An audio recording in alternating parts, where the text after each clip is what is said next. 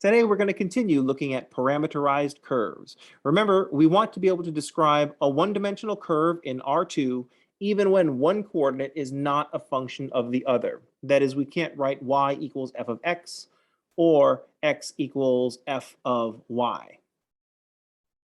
So here's another way we can describe curves. This is also going to be useful when we move to describing one-dimensional curves in R3.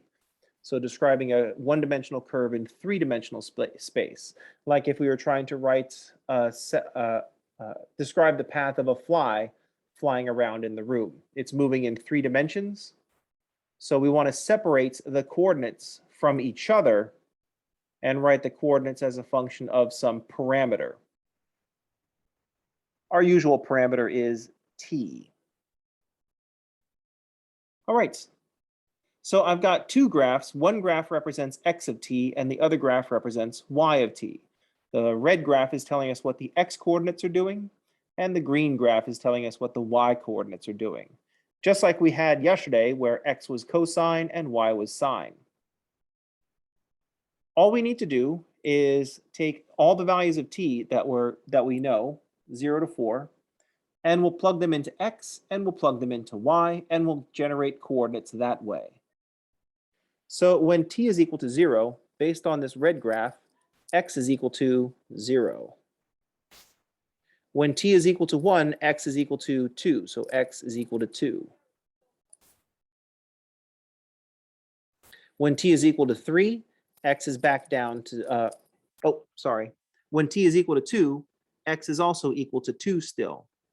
There's that flat part for x where it's not changing.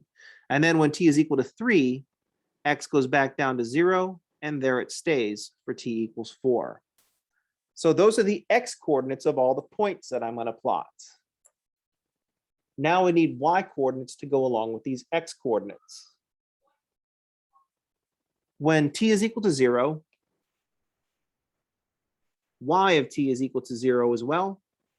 When t is equal to 1, y is still equal to 0. When t is equal to 2, y jumps up to 1. And then when t is equal to 3, y is still 1. And finally, when t is equal to 4, y is back down to 0. So we see that x goes from 0 to 2 and then back down to 0. Y goes from 0 to 1 and then back down to 0. So we're going to see the x go from 0 to 2 and then back down to 0. We're going to see the y go from 0 to 1 and then back down to 0. So all we need to do is plot these 5 points.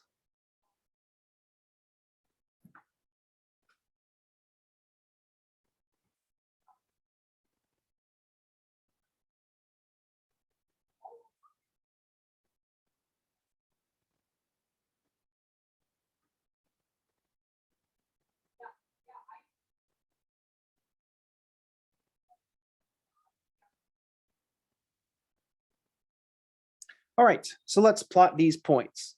When t is equal to 0, we're at the point 0, 0. So that's that's the point where x is 0 and y is 0. So that's that first point. We're at 0, 0 when t is equal to 0. So that's where we start. When t is equal to 1, we'll be at the point 2, 0. So we'll be at this point, 2, 0.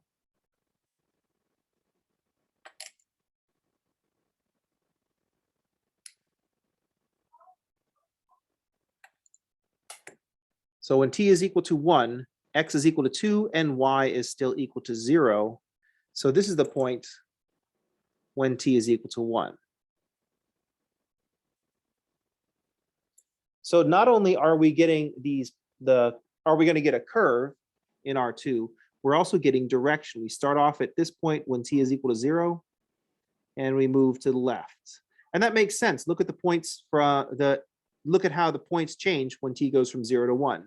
X increases from 0 to 2, but y stays at 0. When t is equal to 2, we'll plot the point 2, 1. I don't know why I made the graph so small.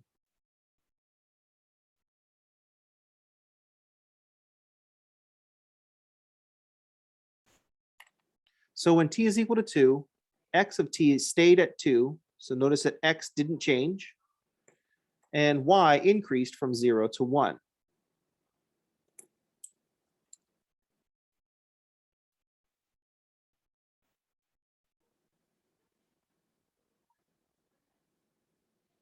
Then the next point, we're going, when t is equal to 3, x drops to 0, but y stays at 1. So y is staying at 1 while x drops from 2 down to 0. So that point is 0, 1 when t is equal to 3. And in this case, x is back down to 0. And at this point, x is back down to 0. And y is still at 1.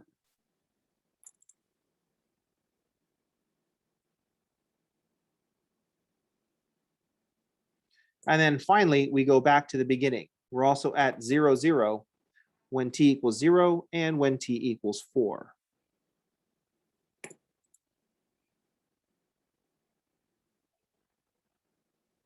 So these two graphs for the x coordinates and the y coordinates produce this rectangle.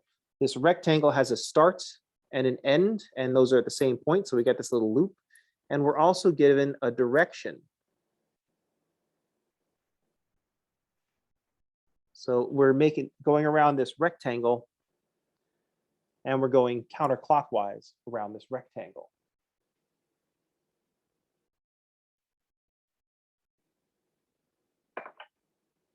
If we look at what happens to the x's as we go around just the horizontally, we start off at 0, x goes up to 2, stays at 2, drops back down to 0, stays at 0.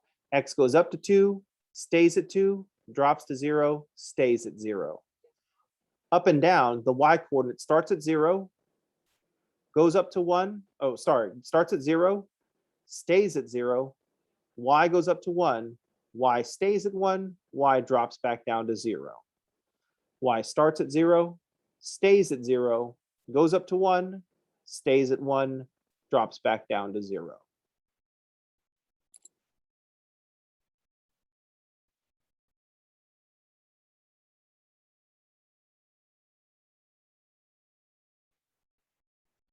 Any questions?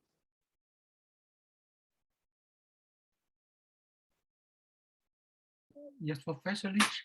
You don't mind, what exactly are we looking for on this one, Professor Lee?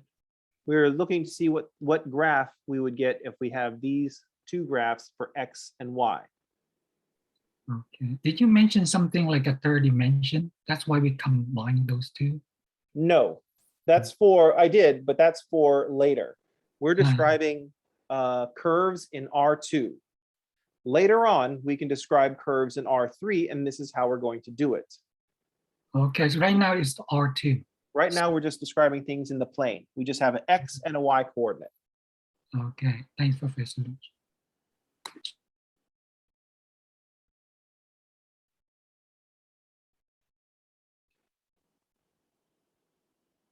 Let's notice some things about these graphs. So look at the graph of x of t. Between t equals 0 and t equals 1, we see that x of t increases. So notice that we could say that the derivative of x with respect to t will be positive. And since it's just a line, dx dt is equal to 2 for t between 0 and 1. So note, for t between 0 and 1,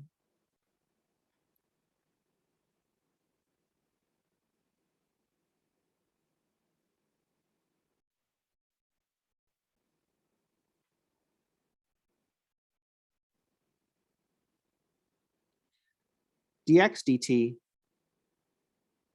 is equal to 2.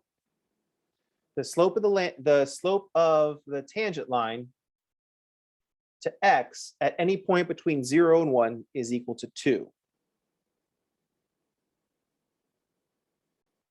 For t between 1 and 2, dx dt is equal to 0. X is not changing.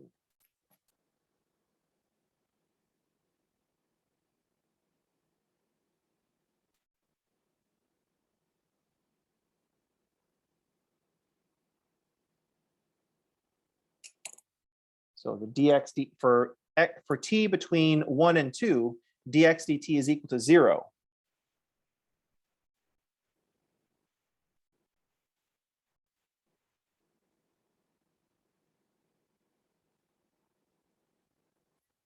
That is, x is not changing. For t between 2 and 3, dx dt is -2. The slope is -2. So for t between 2 and 3,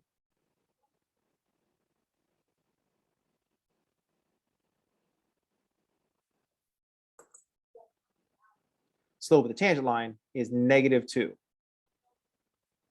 And then for t between 0 and 4, dx dt is back to 0. That is, x is not changing again.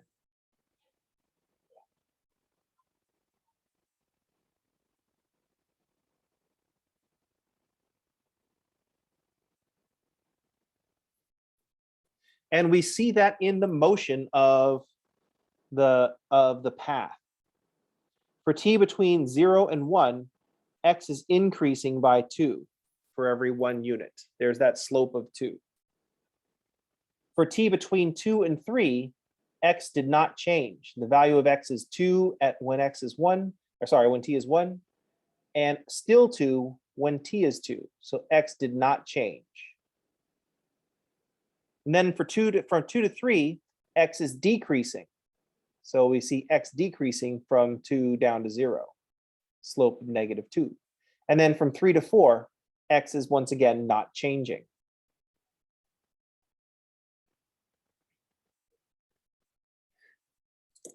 For t between 0 and 1, we notice that y is not changing. So dx dt is equal to 2, but dy dt is equal to 0. That is, y is not changing.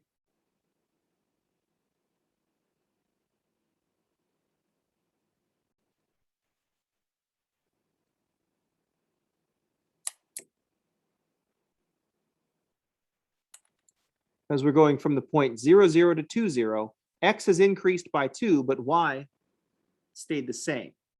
Y was not changing. For t between 1 and 2, y increases by 1. So we would say dx dt, dy dt, excuse me, is equal to 1. Y increases by 1 on that interval of 1. For t between 2 and 3, dx dt is equal to -2, and dy dt is equal to 0. Because once again, on that leg of the journey, the y coordinate is not changing. And finally, for t between 3 and 4, dx dt is equal to 0. The x is not changing. The x is not changing, but the y is decreasing by 1. So dy dt is -1. Y is decreasing by 1.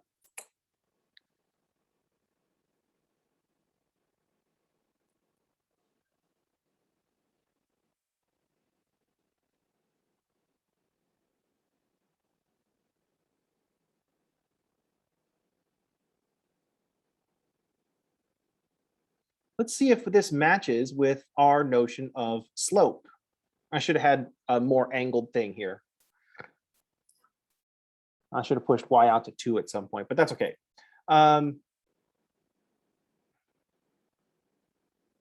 Let's see if this matches with what we know about slope. Slope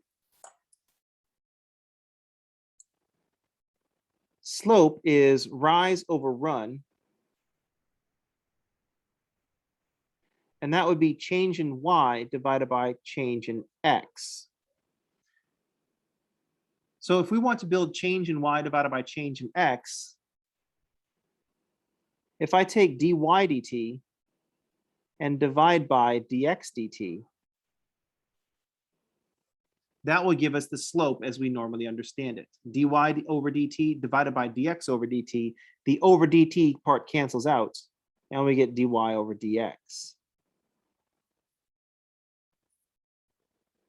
Notice that for t between 0 and 1, dx dt is 2, but dy dt is 0. So dx dt is 2 and dy dt is 0. So dy dx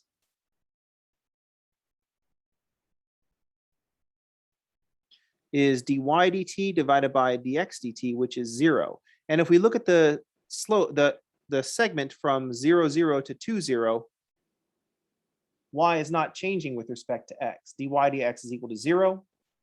That is the motion, the path is horizontal.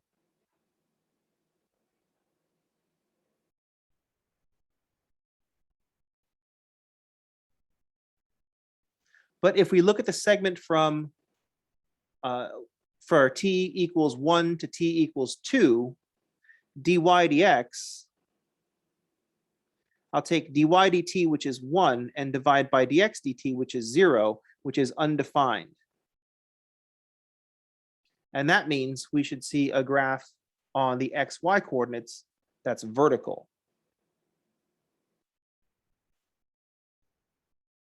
Slope 0 is a horizontal. Slope that's undefined is a vertical. And so that matches with what's going on. So building the slope as dy dt over dx dt to get dy dx seems to work out.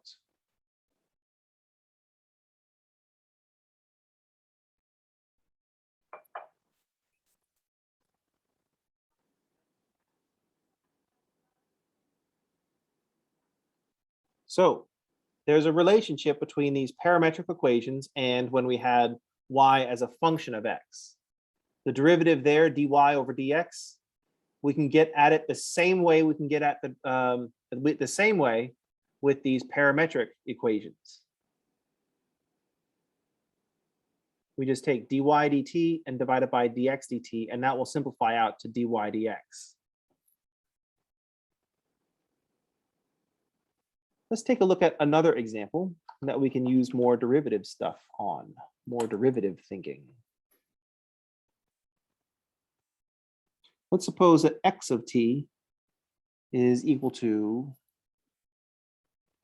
and let's find which I want to use. That'll do.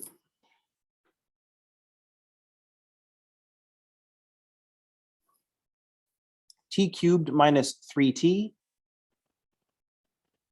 and y of t is t squared minus 2t.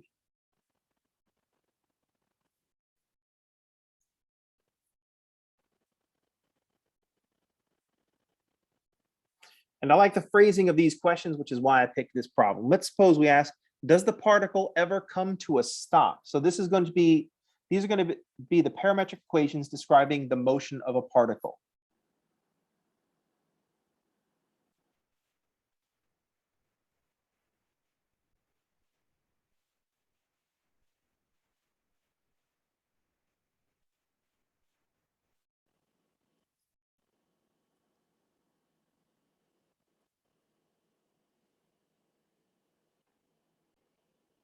And let's consider the following.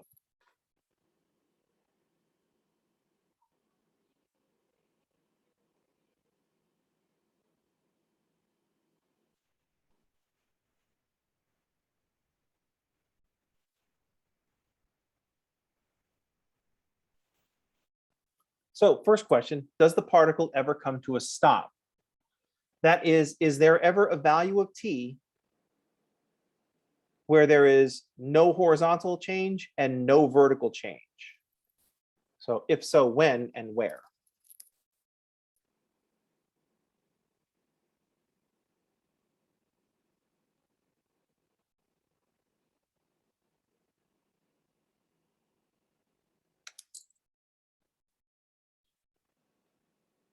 So we want to know if there are any times when the particle ever comes to a stop.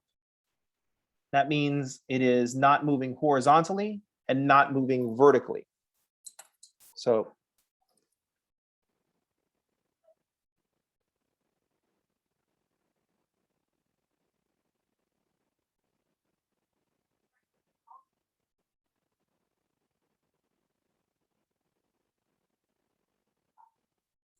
That means it's not moving either horizontally or vertically.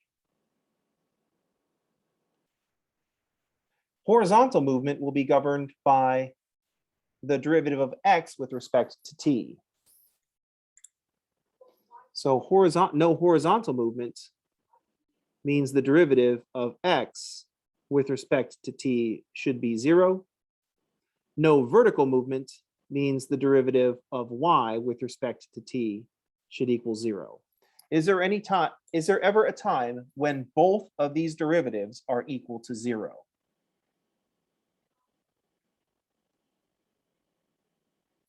So let's find out.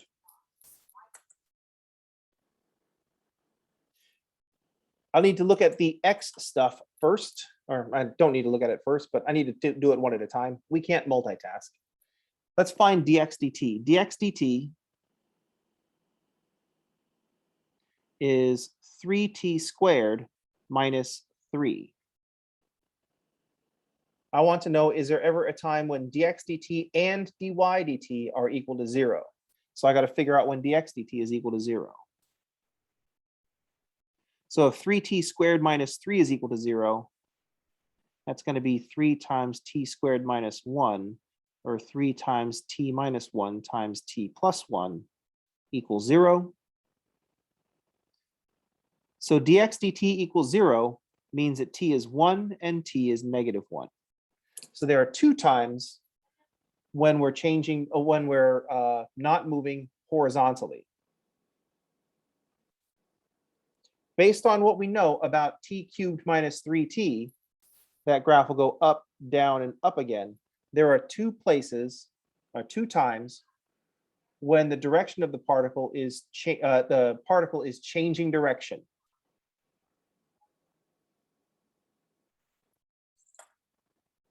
Horizontally. Now we also have to do this for the vertical stuff. So we'll find dy dt.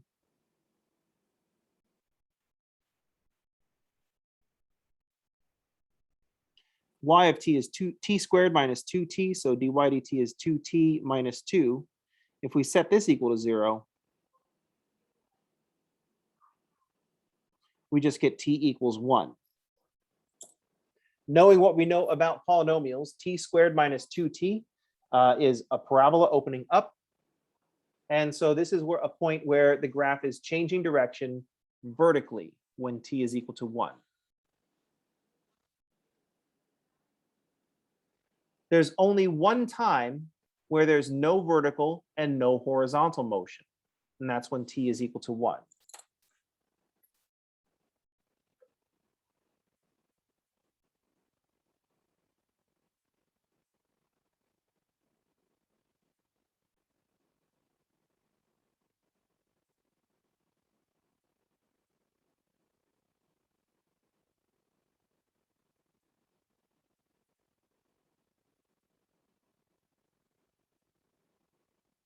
There's only one time where there's no horizontal or vertical motion. There's only one time where the curve is changing direction both horizontally and vertically. So this happens when t is equal to 1. Let's see. That's when. If I plug 1 into my 2 functions, or my coordinates, x of 1 is 1 cubed minus 3 times 1, which is 1 minus 3 or negative 2. And y of 1 is 1 squared minus 2 times 1, negative 1.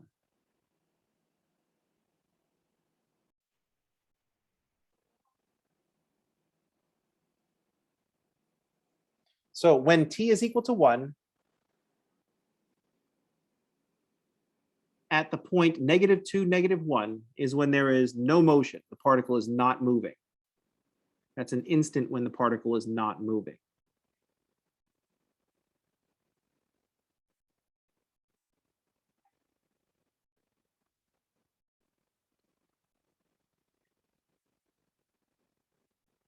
Any questions?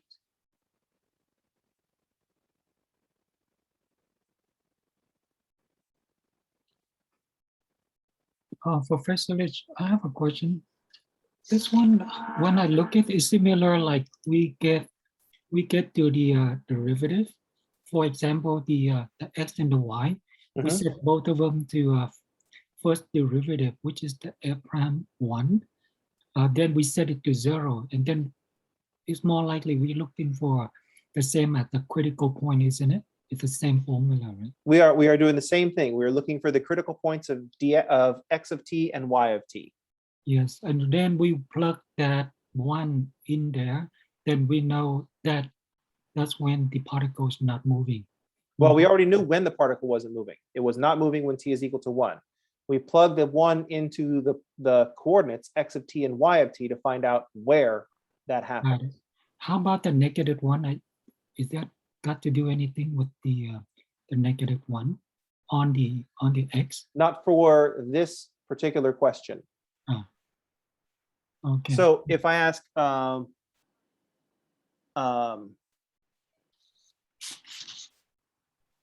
let's suppose I ask the question, is there ever a time when the particle is traveling only vertically?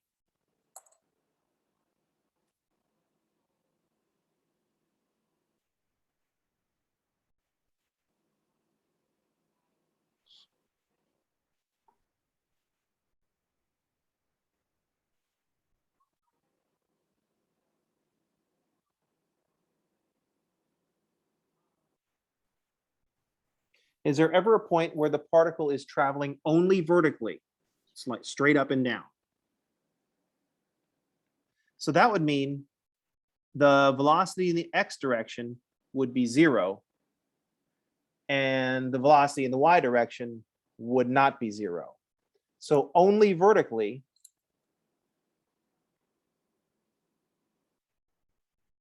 would mean that the dx dt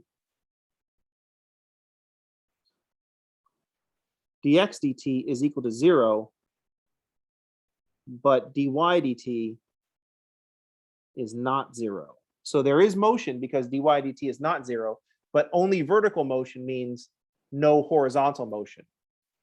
So I wrote that, supposed to write that in orange. Oh well.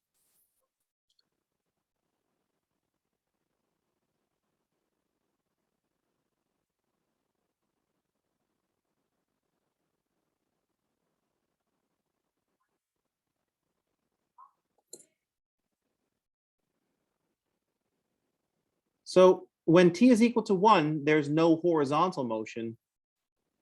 But when t is equal to 1, there's also no vertical motion. No motion at all when t is equal to 1.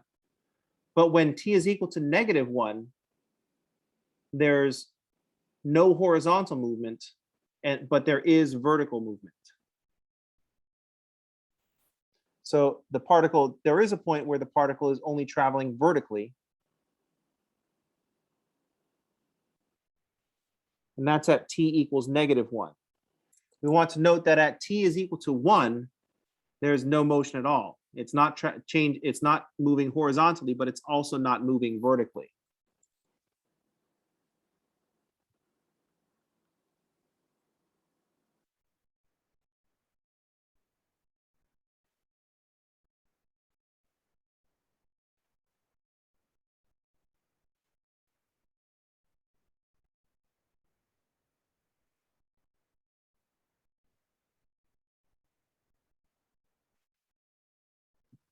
Professor, just a quick question, please. For example, let's say this question we're asking for t equal 1, the particle is not moving. So if I set up to the first, if I see the function I set to first derivative, set it equal, I get a critical point. Once I have it, I plug back to the original function, then I get the vertex. Am I right? Then we know where is that particle. Well, vertex is a very specific thing. Oh, okay. We're not finding a vertex for things. Okay, that's fine. So we're just finding a place where there's no motion. Got it. Thanks, Professor Litz. Thank you. If we ask a similar question, does the particle ever travel or only horizontally? That is where there's no vertical motion, but there is horizontal motion. That doesn't take place. So if I ask the related question,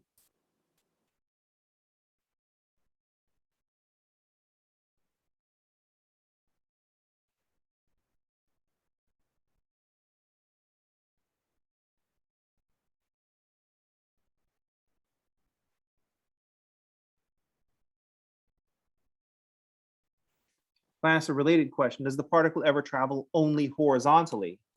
That would mean that dy dt is equal to 0.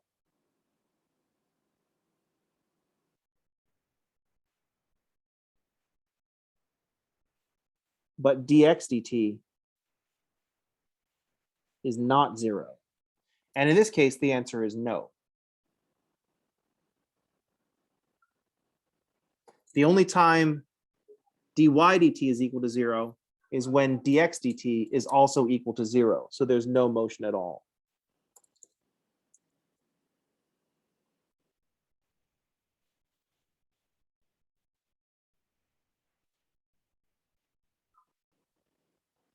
This raises an interesting question. We did this analysis. We thought about where the graph was turning around horizontally and where the graph was turning around vertically without looking at the graph. We were just looking at the equations that describe the graph.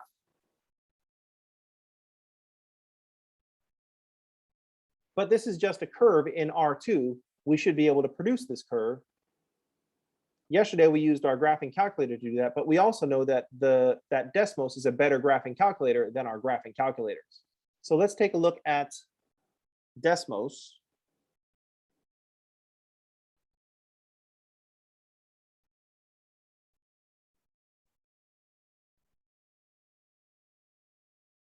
And the first question would be, can we graph parametric equations in Desmos? And the answer appears to be yes.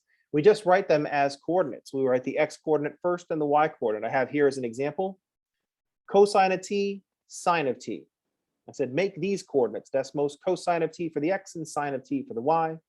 And that produced this graph, this circle with a radius of 1.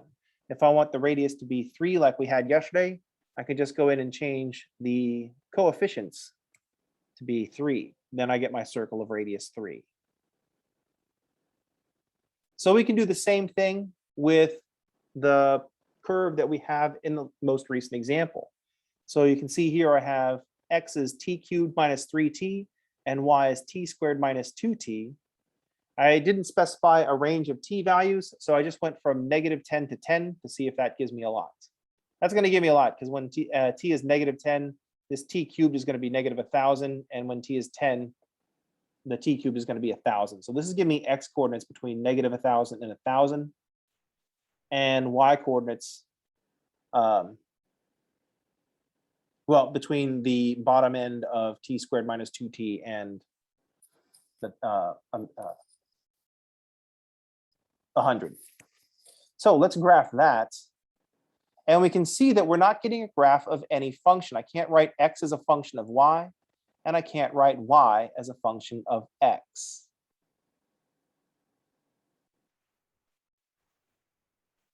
We can also see that although we didn't see this graph being produced because the computer put it together too fast for us, the TI-84 is useful in this regard. It has a very slow processor, so it takes a while to plot all those points. We know that when t is equal to 0, the curve is going to go through 0, 0. And so this point happens when t is equal to 0. We also know that when t is equal to 1, the curve hits the point -2, -1. So that's going to be this sharp point. That's where the graph is turning around not only vertically, but horizontally. So the x's go down to -2 and then go back up forever. The y coordinates also drop down to -1 and then go up after that. So we get this motion where it's coming down this point. It makes this turn, goes through the origin, hits this point -2, -1 where it's turning around. That's where the point we found where there's no motion, and then it continues on. Also remember that there's a point, we found one point when the particle was traveling only vertically. And that happened when t is equal to -1. So here we are, t equals -1, and the graph is turning around horizontally, but still moving.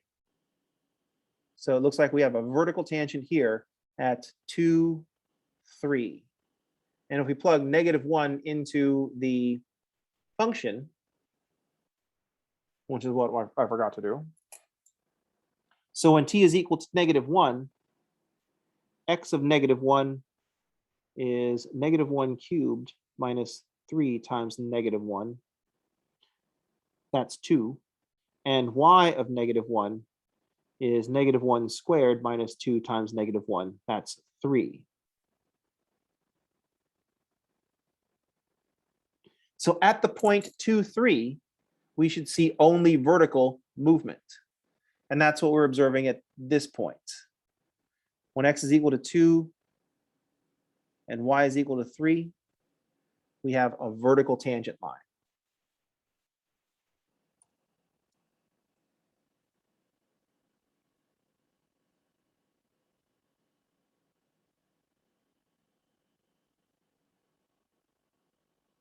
We also found no points where the particle was traveling only horizontally. That's because the only point where the particle was not moving vertically was also the point where the particle was not moving horizontally.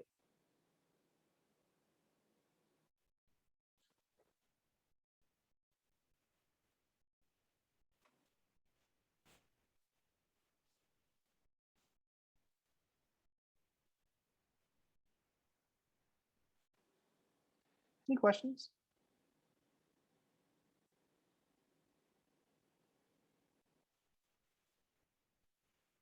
The goal here is to describe curves without having to rely on a function, without having one coordinate be a function of the other coordinate. One thing that we will want to make sure is that this parametric equation stuff is backwards compatible. What if we do have y as a function of x? Can we still describe it with parametric equations?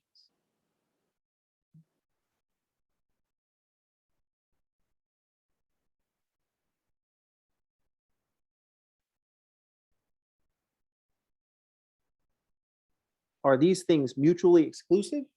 Or if we have y as a function of x, can we still come up with parametric equations?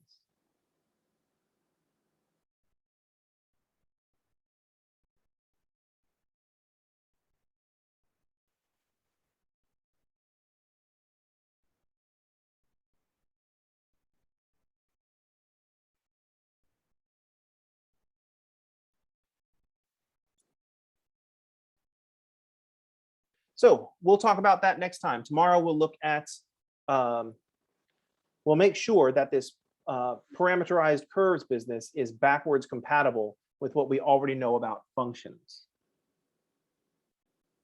Any questions? Comments? Snide remarks? All right, that's going to do it for today. I will see y'all on tomorrow. Everybody have a good day, and thanks for playing. Thank you.